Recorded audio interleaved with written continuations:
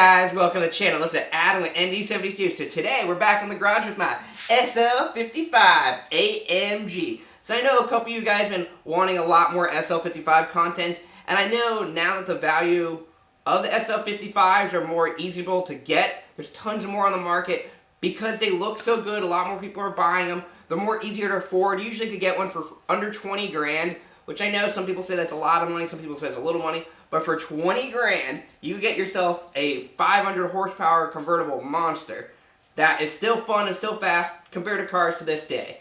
Now, in saying that, also a lot of you guys like to modify them, and that's 100% cool. The M11 3K motor is a great motor to modify. It's very strong. It's, in my opinion, a lot more reliable than the AMG motors that came after it. I don't really want to say names, but some of the 63, not twin turbo ones, but we'll just leave it at that. They were a 63 motor that really aren't too reliable. They have a lot of other issues. The M11 3K stuff is usually pretty good as long as you keep up with what we're going to be doing today, maintenance. I know that sounds kind of boring. A lot of people like to just modify and modify, but what you got to remember, most of these cars have well over 20,000 miles, 40,000 miles, 100,000 miles, and people are still modifying.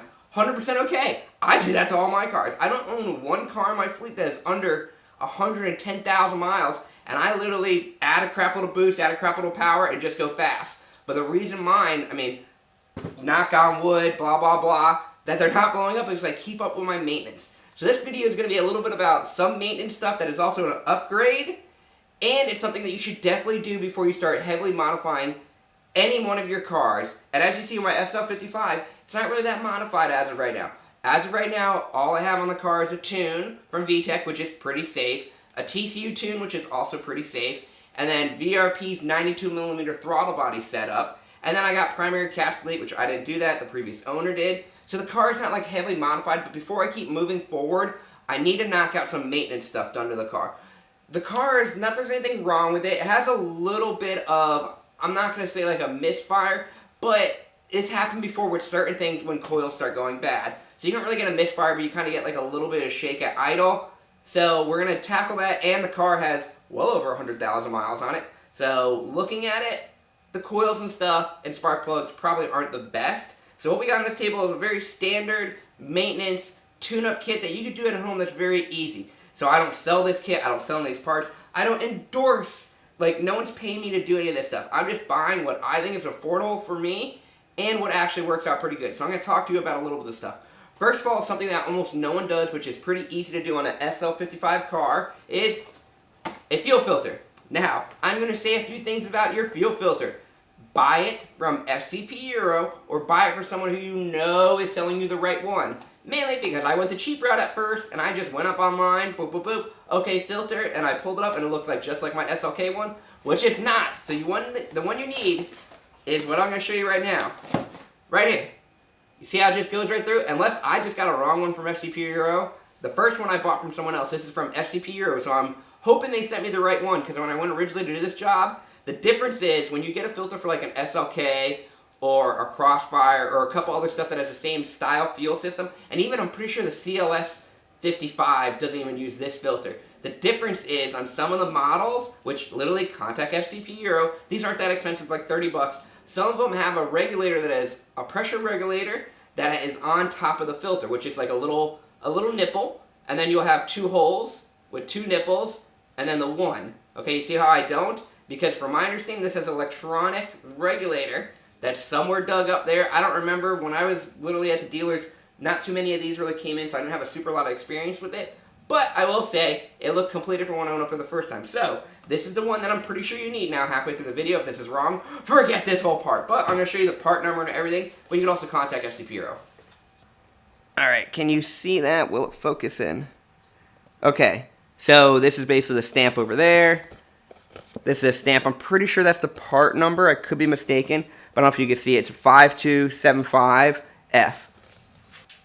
But if you couldn't really see it, if you just rather just go to FCP Euro to verify you're getting the right one, for your year, make, and model, just contact them. You can either call them, they're very helpful, or just go on their website. And also the benefit of buying it from FCP Euro, remember, I'm not sponsored by them, I'm not anything by them, blah, blah, blah, blah, blah, is they usually always have next day delivery, which is relatively cheap, but they do mess that up mediumly amount. So with their next day delivery, it's a great feature. I literally use it all the time because a lot of times it's like 20 bucks, which is not really that bad, especially if some of the parts are cheaper than you could get at like anywhere else.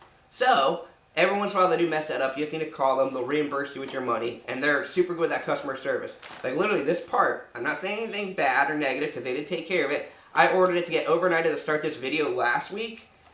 It didn't come in time. I called them up because it was basically 1 or 2 days delayed. They said they apologized and they refund me most of my money back. So very good of them. And also it's lifetime warranty. So if you're one of those people who are like me who do a crap load of maintenance on your car just as a safety precaution and you don't mind getting down and dirty because it'll keep you out of trouble of other things with ladies of the night, is that you could just literally take this off, send it back to them, and it's free for life. So you could change this out every 10,000 miles if you really want to. Do you need to? No.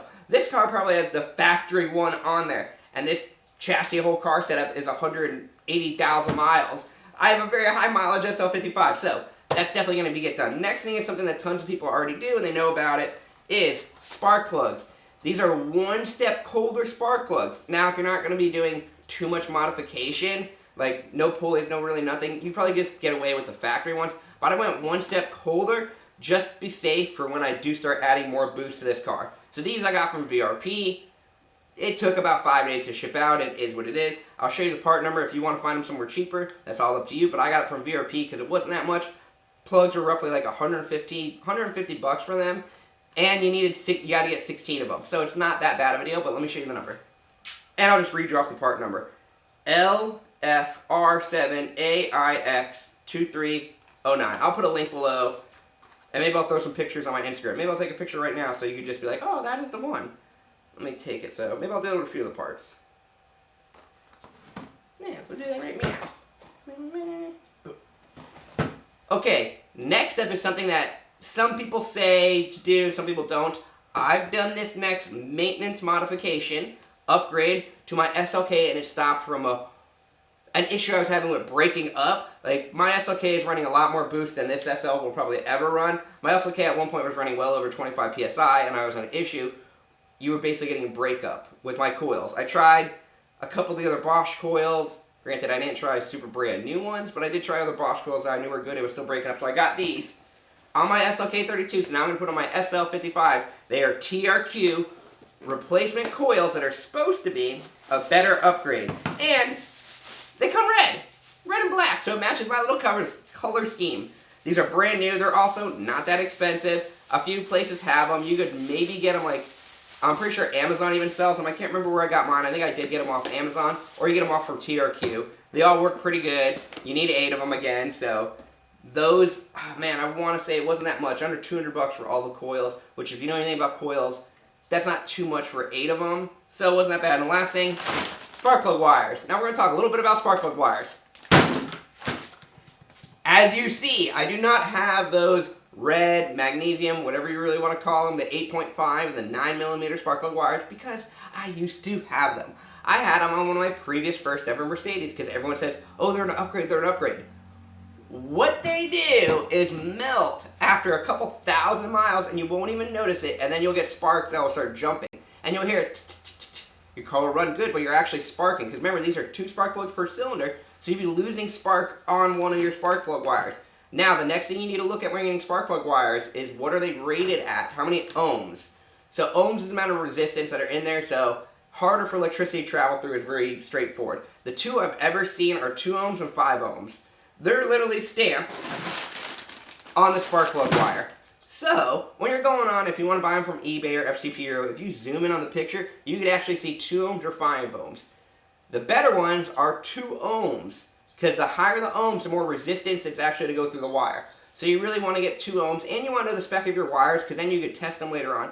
Like if you ever think you're having an issue, you could take a multimeter, put it in there, and you're like, oh no, this is supposed to be 5 ohms, and now it's like 10 ohms, or 20 ohms, or infinity ohms, or whatever it might spec out to be. The other thing you need to look for is, let me take these out of the package. Give me a second. Okay, next thing you need to look for is that it has a nice little boot on it. So you see how these have, it's a spark plug wire inside, then it has a nice little metal boot to help you from heat resistance. And the biggest thing, so those red ones that VRP sells, tons of people sell, it's nothing against VRP, a lot of people buy them, is when you want to service them, Do you know how effing hard it is? And trust me, I tell you, I used to have those and I used to rock them. This metal boot right here makes it so easy to pull a spark plug wire out when you're going to change it. Because those rubber ones, you'll go to pull it, you have nothing to grab on, you have nothing to like pry or anything, you're just going to rip them. These, you could actually take a wrench and go, there's actually a special tool that you could use to put in here and it pops them right out. So that's another big thing. And then besides that, you know, don't get anything too cheap. The spark plug wires, you could go a little bit on the cheap side, but don't go really cheap on it. Don't go get like a $20 set. Spend a little bit of money. Because everything on this table should be under 500 bucks. I know that sounds a little bit high, but if I remember this was like 30, spark plug wires should be like 120, and then you're at 150, maybe 200. So if anyone wants to do that math, I'll take a pause.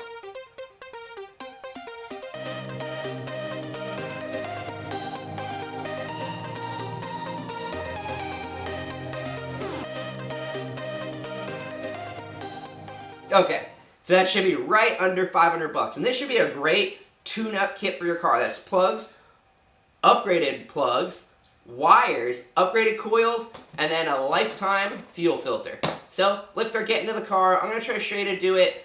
It's kind of repetitive. Once you've done 8 of them or 5 of them or 6 of them, it's just the same procedure over and over and over again. The only other thing you got to watch out is these are different lengths. So the best way to do it is as you pull one coil set off, leave it together, match it all up. I'll kind of show you how I like to do that. And then it's just repetitive. And then now, this one's where we're going to try to go more in depth of showing you how to install it.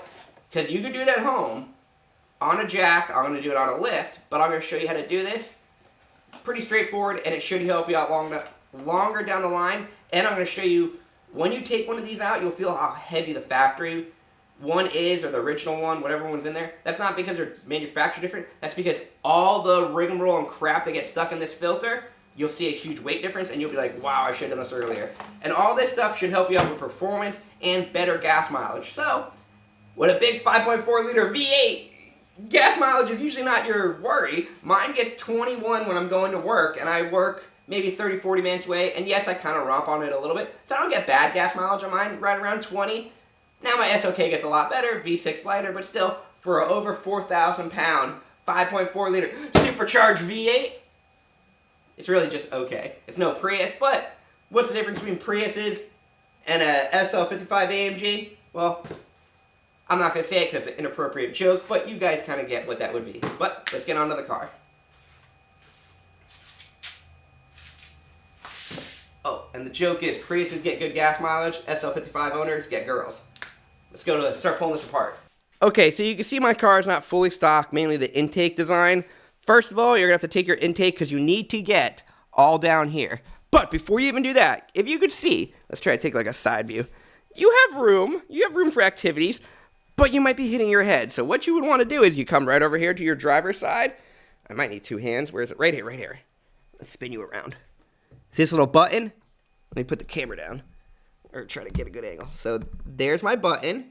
If you watch, take tension off the hood, push the button, and then push your hood up. Watch. Oh! And now your hood on the SL55 is completely vertical. This is in service position. And just look at how much more room you got for activities. This is going to make working on the car so much better. Oh, one word of advice before you do that. Make sure you're not going to smash your hood on your garage door. Don't ask. I have not done that. Wink, wink. But I'm pretty good at knowing what to. And then now you have all this room where you can stand on the side of the car, lean in, do everything, and it's a lot better. So we're going to start by taking my intake off. Mine's completely different than yours, so just pop your factory one off, and then you have access to all your coils. Okay, so now you got your air box out of the way. We're going to start dealing with our coil packs. So I usually take a teeny screwdriver because you don't want to break the clips that hold them on. So pop each one of them off. You got 4 of them.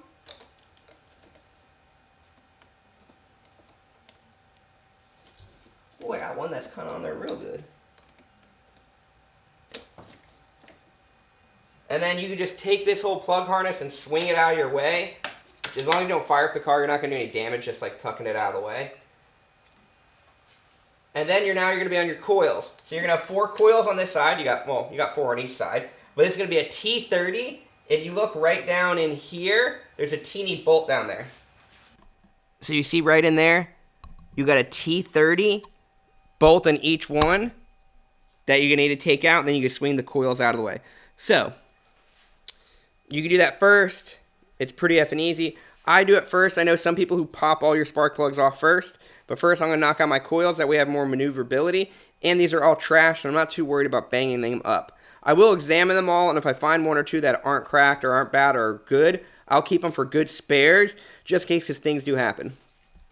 So I just put on an electric ratchet. You can just use a hand ratchet or something, but something that's not too high powered that will break it, and you just start popping them out.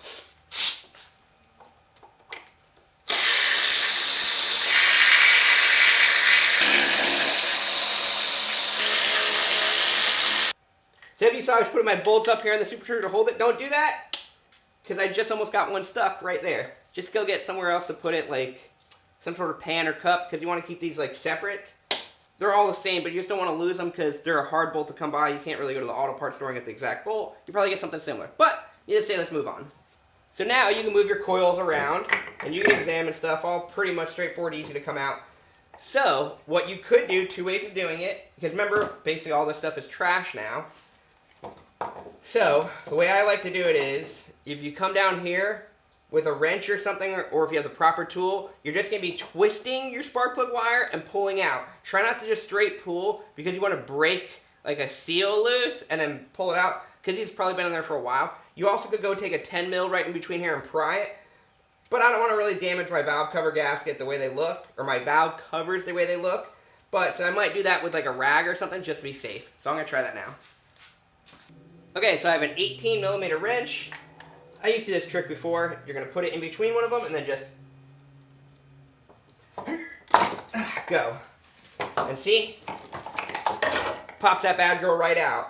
So you can do it to each one of them. I'm putting a rag around there just so it's easier, less damage on the valve covers. Now, if you don't have yours painted or coated and you don't really care, then don't worry about it. Well, then I take that back. Always put a rag over there because you don't want to crack anything. I don't know how brittle yours are. But you're just going to go through and knock out each one of them. It's all pretty straightforward. Now, there's a special tool, but as you saw, that wasn't that bad. Just watch out with your knuckles of punching forward that you don't break anything. So I'm going to start knocking out this side, and then we'll start examining stuff. Okay, we just found something mediumly not bad, but good thing I'm replacing it. Look right here of my, this is like what, cylinder 5? This whole wire is burnt. And then look at, I don't have the metal sheathing down on this one. Let me get a light down there. You see it? So at one point they must have been having like a cylinder 1 misfire or something, and they threw a cheap wire in there, and it started melting through, and now this one's going to suck to take out. So now I'm looking over each one of my other ones. They all look pretty much the factory style, so they're not going to be too hard to get out, but this one's going to suck. This one's definitely going to be broken to get out, just because it's got no metal boot. I just got to twist and pull. So we'll keep going, but one good sign of why I need this stuff and why you buy the good quality ones, because if you look, literally, look how much thicker that is to here, and that melted. Okay, now just got 50 times worse. This one was so brittle, it's now in pieces. When I started like twisting and pulling, it's just breaking off in there. So now I have a chunk stuck inside there. So I'm just gonna literally have to work with it. When you have that, just get a series of needle nose and just try to like pull everything off. Like, literally, you have to get it off to get the spark plug. You should be safe as long as you're not, like, air hammering or damaging anything, because nothing's going to fall inside the cylinder head because the spark plug should be stopping it. So we're just going to start picking and chipping away and try to break that off that spark plug boot, which that one's going to suck. And that's why you just get something with better quality, 100%. Okay, so we got them all out. Now, let's see the evidence of that one. It is in pieces. So this was all the metal that it really had for how high up the boot was. So most like what happened, as you can see, it just got so hot and just it's so brittle that it was just breaking off like chunks. So most likely this was my issue, but also I looked over the rest of the coils. The coils look actually brand effing new. The wires don't really. So for them changing out just this wire, I bet you they had some sort of like issue, and it went away for a little bit, then it came back because right when this one started melting again, they were like, man, it can't even be the wires, but it still was the wires. Let me show you the other like wire debris, but these are still good wires. They're Bosch wires, so they were good quality. I just think, sometimes things happen. So I don't know how long these wires been on the car, but you have a little bit of melting over there, just a little bit, and like over here, but over here looks like when they had that valve cover leak, it looks like just oil was going in there. And oil and heat don't really help with like not melting stuff. But look at all the coils. The coils look almost brand new. Most of the time with coils, when they start going bad or they're sending issues, one thing is you'll have a crack. So usually it'll start cracking over here, or you'll have cracks all over where it's basically not liking the heat. But ours don't have that. So we got this whole side done. Now we go to the spark plugs. So as you can see, you have a medium amount of room in here. It wasn't that bad, and all I really used to get like those broken pieces were just a series of needle nose pliers. But now you could tell when you're going to order, make sure they got the metal sheathing all the way out, just because it really does help with the heat. And make sure whichever one you're getting, get this heat shield, because even with this one that melted, the wire underneath wasn't really too bad. I mean, mine's not all over here. That was jacked up. But like even with this slight melting, I'm pretty sure the wire underneath is good. That's why you need this actual little heat shield over here. And even though this one says, let's see what this one says, like high performance. Look at, zoom in, high performance spark plug wires, blah, blah, blah. But it was trash. So that should definitely help out my issue. That's literally a smoking gun for me. So I'm gonna start throwing it all on here, and it's gonna make it look really good. But now we're gonna jump on the spark plugs, and we can actually tell more about our motor by pulling those out. Okay, now to do the plugs. Clearly there's gonna be 8 of them on this side. You just look down the hole, you're gonna see a spark plug. The tools you're gonna need. So there's a special spark plug socket. Everyone knows about it. But what you can do to save some money is just a 16 millimeter. The difference is the spark plug ones actually have like a little holder inside so they could actually grab it. But a 16 millimeter do fine. One little trick I want to say. So, you see how I have these like couple different extensions and I don't got one long one? That way it's easier for me to get into certain areas where I can put that in there and then build it. Also, do not put an impact gun. Do never hit this with an impact gun. Don't put them in with an impact gun. Do not take them out with an impact gun. Because you could shatter them and then you're having all these other issues. So just literally get a ratchet. I prefer this Craftsman one or something with a flexible head so it helps me get into certain areas. To break it loose, come out a little bit, and then I grab my literally lowest powered electric ratchet just to help me whiz it through. And then when I put it back in, I do everything by hand. But they're pretty straightforward. You just put it in the hole, break it loose. So we're going to start pulling some of them out.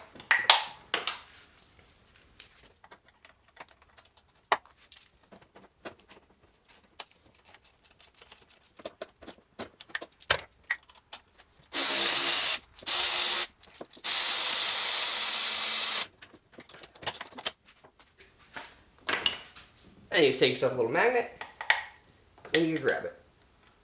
I don't like to drop these on the floor because I like to examine them, and oh crap. I might have another problem. So I'm going to go double check with the new ones. But I don't remember these spark plugs being so short. Okay, before I go any further, these are the ones VRP sent me for this car. This is what just came out of the car. Do you see a difference? It is a huge effing, can you even focus, camera, focus? It's a huge height difference. Oh, Jesus Christ. So, I'm going to clean this off and see what brand this is and everything, and see if this is the right part, and then double check to make sure this is. Because VRP, I'm hoping, I don't even know what to hope for. I'm hoping this is the right one because I just bought these, and I'm hoping these are wrong, and that's why this car has been how it is. So everyone, fun story time. You know how I have a SL55 AMG? You know how I bought it used? You know how I had a lot of little things done to it? Well, I said this in a few videos. This motor is a high compression motor. So at one point, we're not going to go into super details of the previous owner, but he put a high compression motor in there, so it has the high compression pistons. So this is not the normal 9. I'm pretty sure this is like a 10 or 11-to-1 compression. So that is what it is.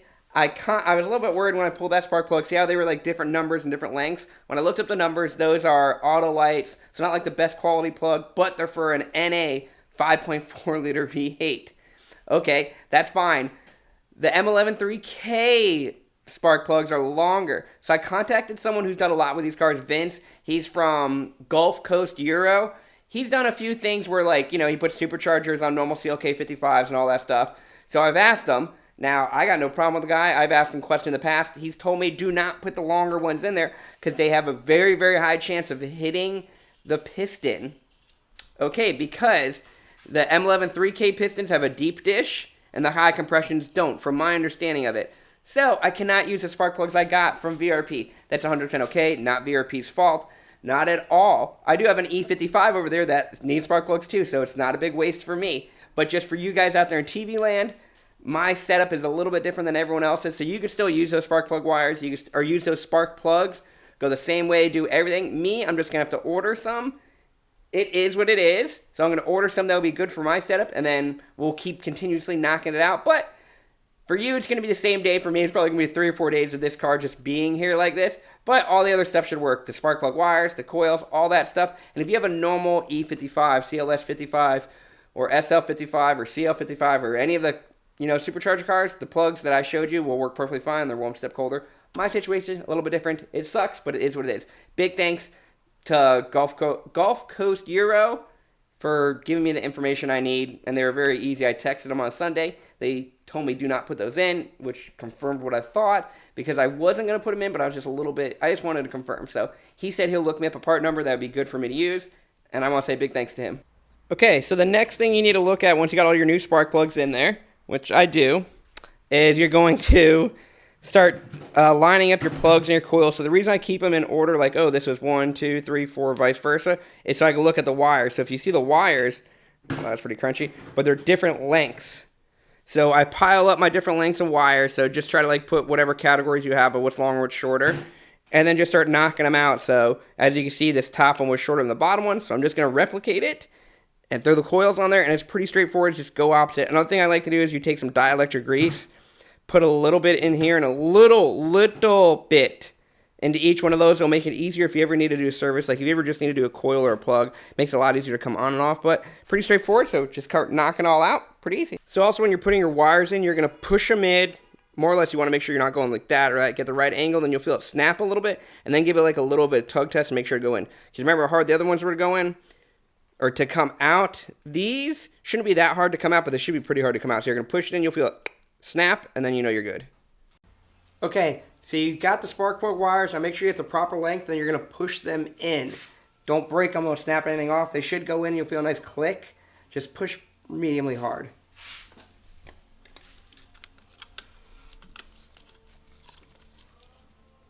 And then a little trick I do, just be very careful. You can take a pry bar and just try to give it a little push, just to verify they're all in there. And then you do a nice tug test. Make sure it don't come out. Like, see how that one came out? All right, so I'm going to push it in even harder and get it in. Okay, so now that you got them into the block, now you're going to put them into the coil. So make sure you get A and B properly. B should always be the bottom one.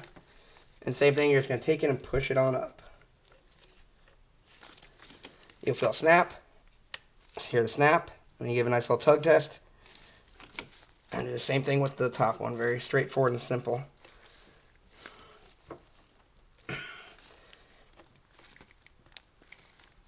Alright, there you go.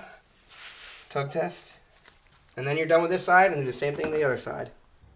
Okay, next give me the fuel filter. I started unbolting it because this is just too hard to even show you, but I really want to try. So on the bottom of the fuel filters, these studs, you have a few 10 millimeters. You have a total of 4. So you have 2 that are on the studs. Come on, can I get you? And then you have 1 that is straight back there, and then 1 on the opposite side. And then you could actually move it around. There's just so much crap in the way. This is a really crappy job and one to do. And then next, once you got it all loosened, where you can actually pull it out of the bracket, you're going to get clamps. So I got a series of clamps to clamp off the hoses. So you only have 2 lines going to it. So clamp 1, which whatever line you really could get. You don't need super big ones. Clamp each one of them because fuel will come out and you're going to break the lines loose. It should just be like a screwdriver, but it's just such a crappy angle to show you, so I'll show you as much of the bracket as I could once I pull it all out. Okay, now that you got this out, it really does suck. You got to wiggle it. You're going to have these 2 little rings on there. These are part of the mounting rings that's in the bracket. That is right here. Still kind of up there a little bit because I can't get it effing out. So I've just been maneuvering it around. But wow, the weight difference in this one compared to the brand new one, this is like ounces. It's probably a pound or 2. But that just means I had to get changed out. So also make sure you guys put them back in the same way you came out. There's a directional arrow. Very effing straightforward. And a little trick I do is, see how I have the plugs off here? I put them on the old filter so we're not like dumping anything out really all over when you go to transport it. But not bad. I don't know if this was original. Maybe someone changed it at one point. It does say Bosch, made in Spain. So they're the same number. But I don't see no Mercedes stamp, so it might have been changed that once, but it never hurts to change these. you can't change them ever too much. So if you even change one every day, it's only going to be better for you. So we're going to throw a new one in there. Maybe we'll get a little bit more efficiency. Oh, it does look a little bit different. It's got a lip over here. Maybe that's a newer style, but we'll throw it in. Okay, so we got them all in. Maybe I'll give you a better look. It's like I need the light, but the light's in the way. So maybe I'll give you a better look of like where them bolts are. So you got here, here, up there. There's one of your lines. And then behind this hose, you got one. I don't think you're able to see it, but right straight behind that hose, you got to move it out of the way and you got one. And then you take all your clamps off, and we're going to go prime the system, make sure we got no leaks. Alright, so now we're going to make sure we got no leaks. We're going to prime it quite a bit. Come on. Normal voltage. Kill this radio. Alright. Let's hope I got nothing peeping out. I don't see nothing dripping. Alright. Let's go actually fire it up and let it run for a little bit. With actual, like, full pressure. I gotta check one other thing at the gauge.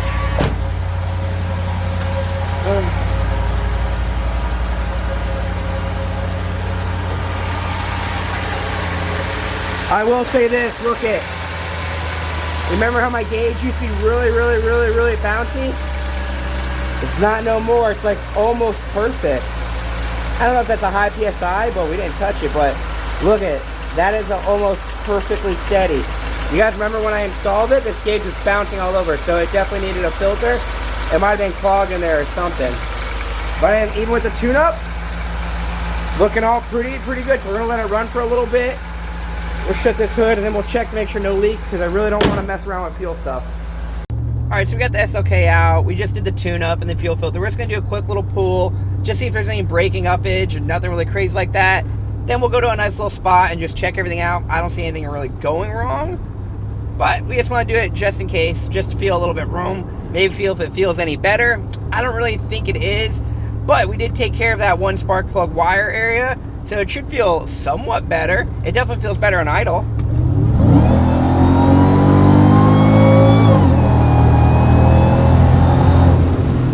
Pretty nice.